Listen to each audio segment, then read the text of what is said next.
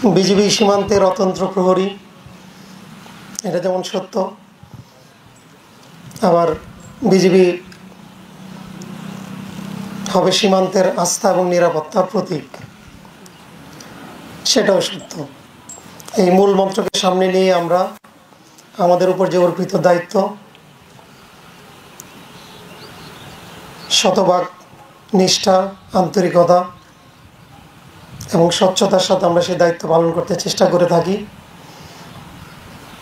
আর তারই বাস্তব রূপ হচ্ছে আজকে যে মাদকদ্রব্য ধ্বংস করা হচ্ছে।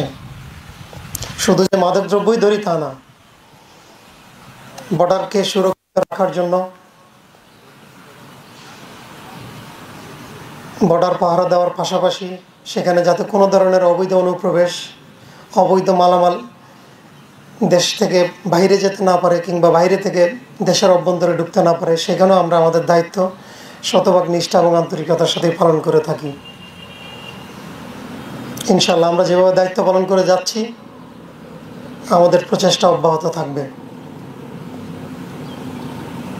আমাদের এই অনুষ্ঠানে একটা স্কুলের সবাই এখানে বসে আছে।